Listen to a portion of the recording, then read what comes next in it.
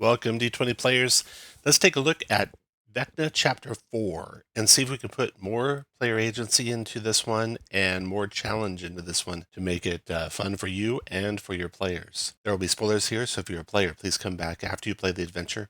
Let us know how it went. Chapter 4 is the Ruined Colossus. Project lead is Amanda Hamon, and the inspiration for this one is Eberron. When last we left the heroes, they were finishing up on Chapter 3, which took place in realm space. And if they are taking care of things themselves, they may have came back to the world of the Sword Coast, in their own realm ship, and they have some time. They have some time to research where the next piece of the Rod of Seven Parts is, and they can, build up bastions or build up research or whatever else you want to have them, whatever else they want to spend their time on before they launch into the next part. So they can research Eberron, where they kind of got a feeling the next part's going to be, and they can research specifically the morning and what they might run into there. So there's some knowledge things that you can share with the players ahead of time. I'll put that in the notes below that they might find out about where their destination is. Their destination, when they eventually do travel, will be to the Mount Iron Root outskirts. Now, they could just step through the portal in Alustriel's Sanctum, or if they're kind of handling things on their own,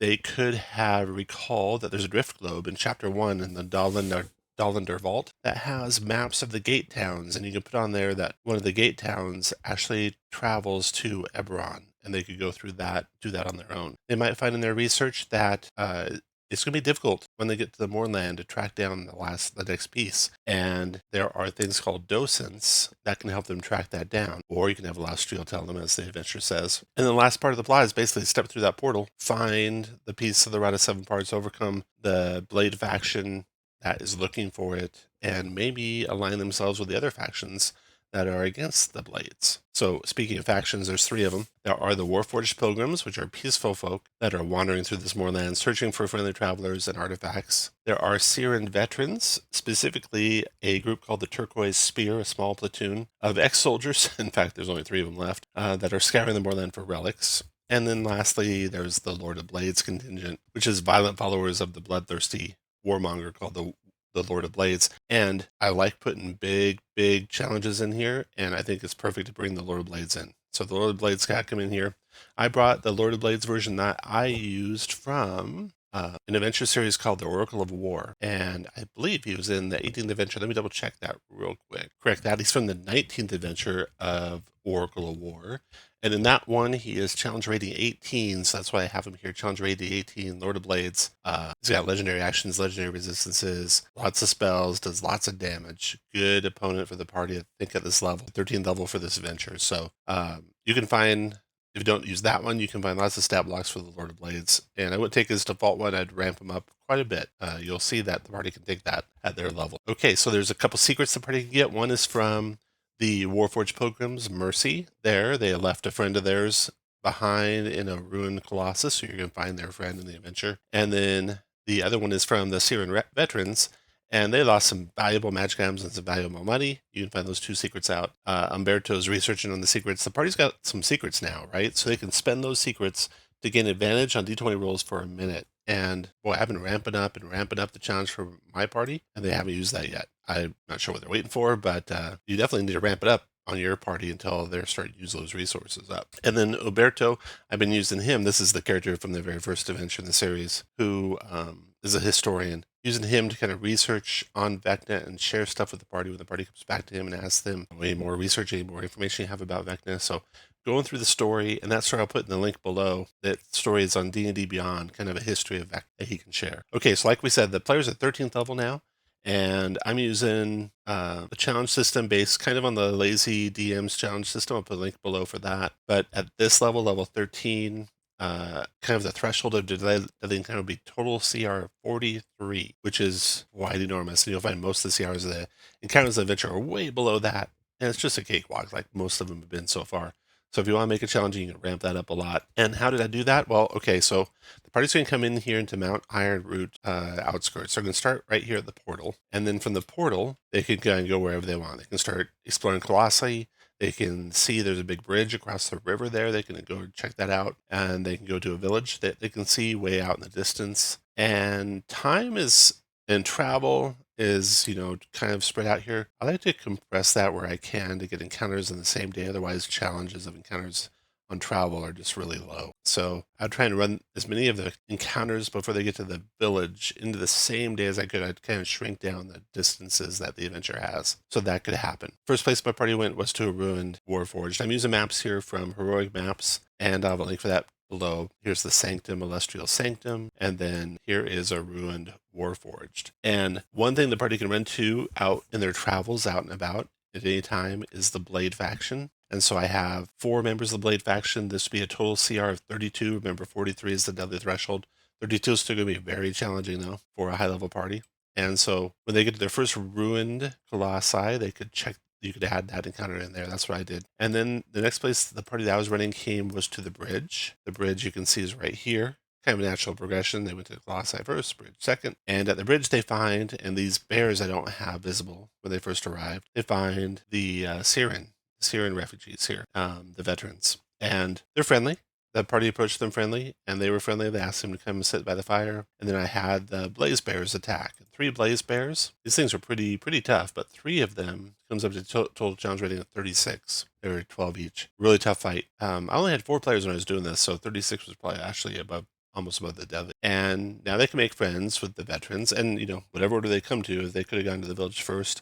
Before they get to the village, somewhere traveling through the wilderness, you'll want to have come across the Warforged Pilgrims. And there's a good map here just for random travel through the wilderness. And there's a nested rock, or not rock, ROC, at the Colossus. I mentioned at the Colossus, so I pulled 2 of them, had 2 of them come and attack the party. So the party's traveling through here. They see a single file band of Warforged, who are the Pilgrims, and the rocks are attacking at the same time these 2 groups meet. So immediately they're launched into helping each other. Now, 2 rocks isn't that high a total challenge rating. It's only 22, but rocks out in the wilderness are extremely dangerous because they can grab you and just fly away with you. And they have such great speed, they can be out of range. So it's a real challenge to save someone who gets picked up by one of these 2 rocks. And you might not do it. And if that happens, you can have that person, either get shreds, bring a new character in. If they have no way at all to escape, the rock could take them all the way to the nest and drop them off there alive still. And that person can sneak out of the nest somehow and get back to the party. The next place that the party will explore, assuming they make friends with the Warforged Pilgrims, will be the Warforged Village, most likely. And here they can, negotiate with the Warforged, negotiate with the veterans, find out about these Blade Scouts that they ran into that were immediately hostile, that they had to fight. And they can find out that there's a Docent here in this village. They can trade information for the Docent, negotiations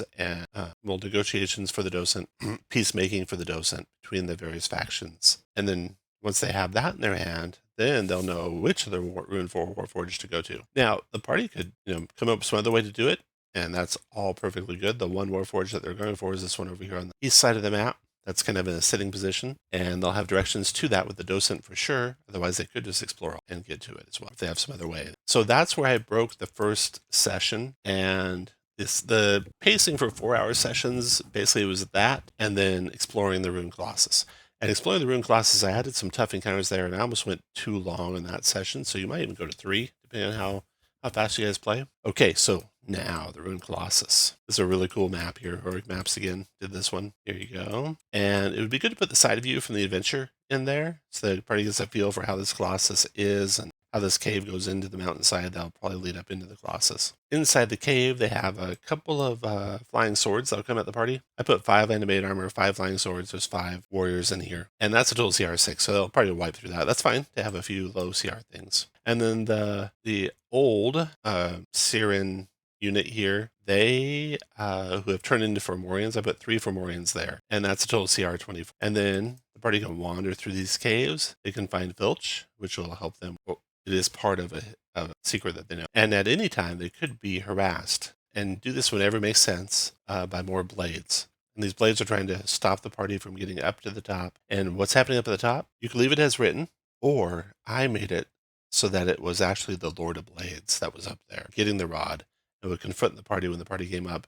But hopefully if the party was really worn down by his lieutenants and his other soldiers. That was his goal. So they're going to be trying to just kill the party and do a fighting withdrawal, basically up the pathway here, goes up the next level, takes you up to this level up here, and just kind of a fighting withdrawal all the way up as they go. The next level up, you have this really good ambush point that they can use across the bridge there. So that's what they can do. The party can not follow them, go this other way, or if they haven't been alerted yet, or if the party skipped the Fomorian Cyran soldiers yet, they can run into some shriekers here. I took that out, kind of wasn't necessary because the party was running into everything anyway.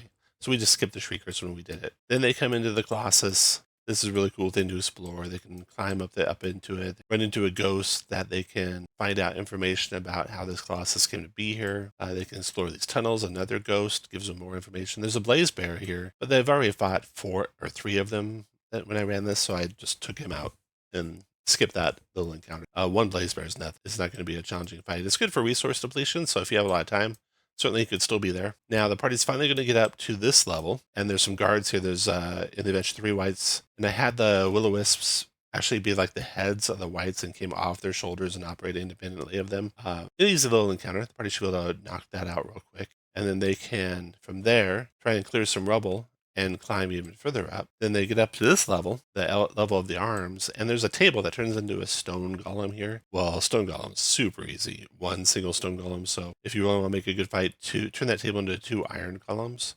That's total CR 36. That's a really tough fight for a party. That's good. Look at your time here, and if you're trying to do this in 2 hours, I might leave it as a stone because I can take a little bit to kill 2 iron golems. Then finally, the party will ascend up through the neck here of the Warforged, come into this level, and here's where I had them face the Lord of Blades, already in possession of the piece of the Rod of 7 Parts the party was looking for, and he basically challenges the party. And not only did I use the Lord of Blades from challenge rate 18, I upped his hit points a little bit, 1.5 times hit points. Give him some chance to survive this. So he demanded the other pieces of the Rod of 7 Parts from the party. Of course, the party refused, and a battle ensued here. The party was victorious. They were winning. The Lord of Blades fled, took off flying. The party tried to teleport to chase after him because he got so far away, or dimension. Same thing could happen if they try and dimension door, even Misty Step, possibly. You know that the Mournland messes up teleportation, messes those kind of things up, and that's where I had them shunted into Ravenloft for the next chapter. And now they're in Ravenloft hunting after the Lord of Blades, and them and the Lord of Blades all going to Castle Ravenloft. Instead, I didn't do the Death House because that's kind of small,